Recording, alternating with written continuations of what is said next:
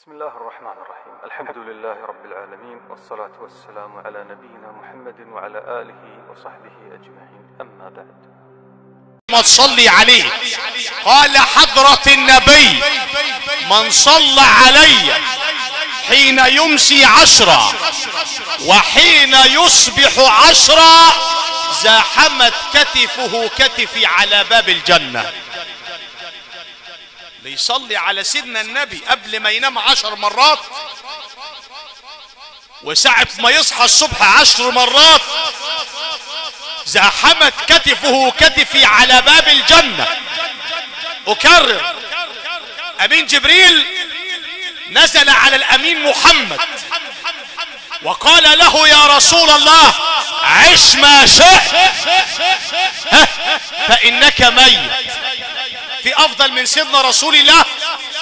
نعاه ربه قائلا له: وما جعلنا لبشر من قبلك الخلد أفإن مت يا محمد، أفإن مت يا رسول الله، أفإن مت فهم الخالدون، كل نفس ذائقة الموت. عش ما شئت فإنك ميت، وأحبب من شئت فإنك مفارقه. كل واحد النهاردة يعيش على قد ما يعيش، مفيش حد مخلد على قيد الحياة، لأن الخلود والدوام لمن؟ ما توحد الله. ولذلك الأمين جبريل بيقول لسيدنا النبي، انت افهم الكلمة دي كويس، بيقول له: عش ما شئت يا محمد فإنك ميت. وبعدين: وأحبب من شئت فإنك مفارقه. مهما كنت غال وذو منصب وجمال وذي قوة ومال، مفيش بني ادم يقدر يقعد معاك في القبر. واحبب من شئت فانك مفارقه، واعمل ما شئت يا محمد فانك مجزي به. ولذلك سيدنا المصطفى محمد بيقول للسيدة فاطمة ريحانة رسول الله: يا فاطمة، اعملي بعمل اهلك فاني لا اغني عنك من الله شيئا. اعمل اللي انت عاوزه، انت ربنا هيحاسبك عليه. كبير وصغير، فتيل وقتمير، ان شاء عذبك وان شاء رحمك. يبقى عش ما شئت فانك ميت. كلنا راحلون، ولكن مع فرق التوقيت. عاملين زي اللي راكبين كده مواصلة رايحين الصعيد ولا مسافرين، كل واحد المحطة بتاعته بتيجي بينزل على سنة، على 10، على 20، على 50، على 100. انك ميت وانهم ميتون.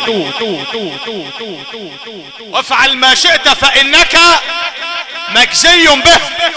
النهاردة استمعنا وقال لك بكرة بفضل الله وبمشيئة الله عيد الفطر المبارك.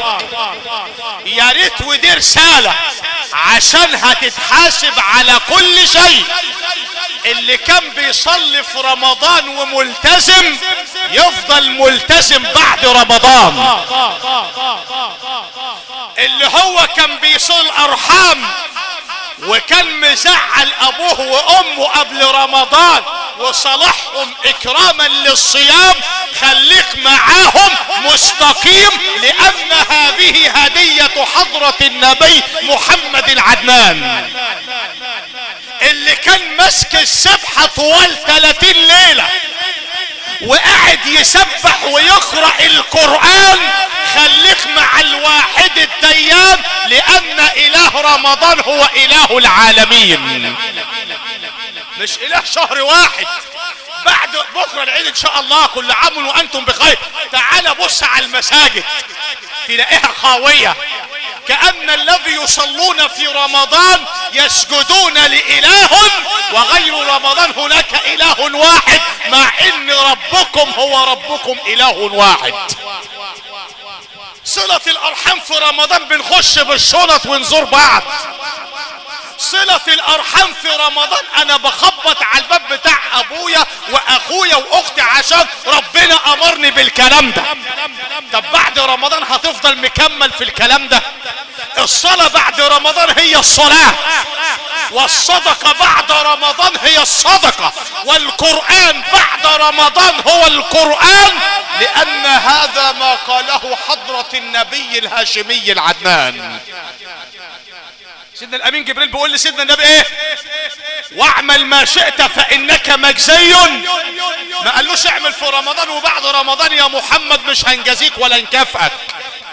افضل طول السنة ماشي في المعاصي وواكل المواريث وبتشهد زور ومقطع صلة الارحام، وتعالى في رمضان استقم وبعد رمضان نيل الدنيا كلها تاني وربنا هيغفر لك. اقول لك لا، لن يغفر الله لك ما دمت علمت بان الله سيحاسبك على كل شيء.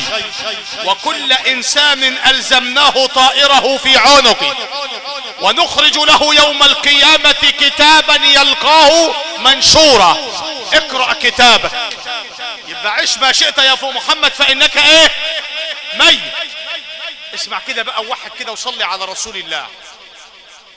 حضرة النبي صلى الله عليه وسلم لما جاءه ملك الموت واستأذن بالدخول، ده بيعرفك سيدنا الامين جبريل قال له عيش ما شئت فانك ميت، هتموت يعني هتموت. مع ان لو هناك احد اولى بالخلود على قيد الحياة لم يكن افضل من سيد الانبياء محمد. مش هيبقى افضل من مين؟ من سيدنا النبي محمد.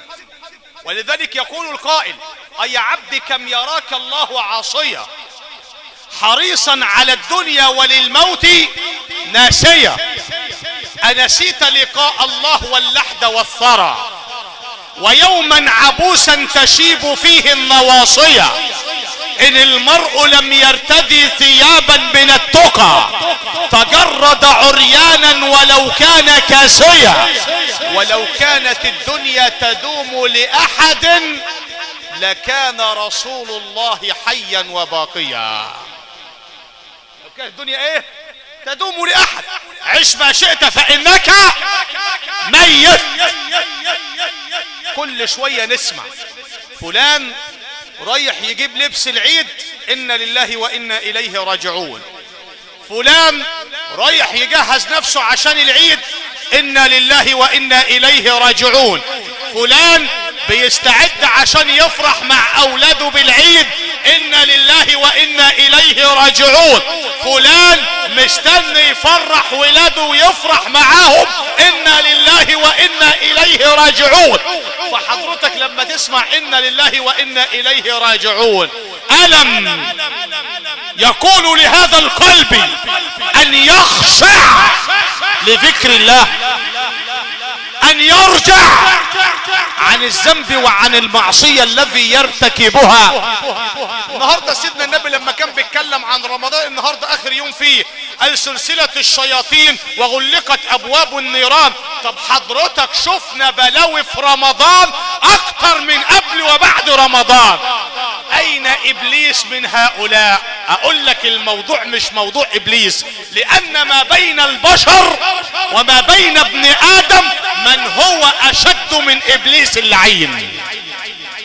في ناس بيننا أشد من إبليس، لأن إبليس قد تسلسل وأبواب النيران قد غلقت. طب حضرتك لما بتفطر ولما بتسرق في رمضان ولما بتشهد زور في رمضان أين إبليس من كل هذا؟ أقول لك إحنا أكتر من إبليس إلا ما رحم ربي، لأن ربي تبارك وتعالى يقول ثم قست قلوبكم من بعد ذلك فهي كالحجارة أو أشد قسوة.